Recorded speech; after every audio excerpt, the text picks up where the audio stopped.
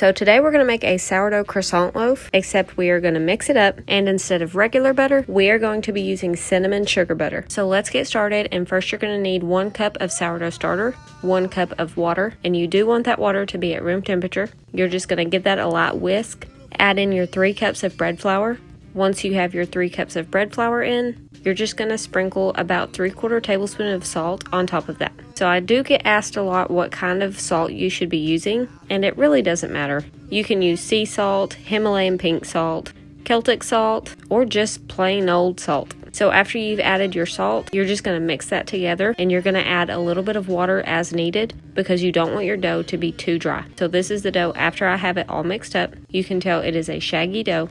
I left that on the counter for 20 minutes uncovered, came back with a wet hand, and we're going to do our 1 stretch and fold. So after this stretch and fold, I just cover it up with a shower cap, and I'll leave it for about 6 hours. You want to make sure that you're not covering it with a towel because your dough will not rise. So cover it with a shower cap or a plate. This is after that 6 hours. We're going to shape up our loaf, add our butter, and we're also going to put it in the fridge to bake the next morning. So you could do this one of 2 ways. You could use this butter softened like I did, or you can use that butter cold and grated. So you could just put that butter through a cheese shredder, and you can do it that way as well. I will say the cold butter is probably easier, but I just went with the room temperature to show that it can be done either way. So after I have it all spread out, I'm just going to finish shaping my loaf, and then I'm going to put it into my banneton basket, put that shower cap back over it, and we're going to put that in the fridge overnight. So this is the next morning. My loaf had been in the fridge cold fermenting for about 10 hours. So we're just going to dump that out and give it a little score on top.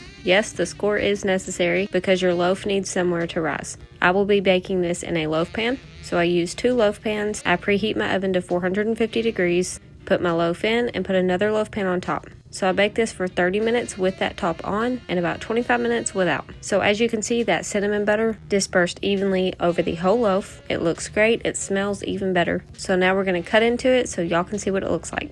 So here's the inside view. And I will say I made French toast with this, and it was absolutely amazing. Did not have to add any butter or any cinnamon sugar. Y'all let me know if you decide to try out this easy sourdough recipe.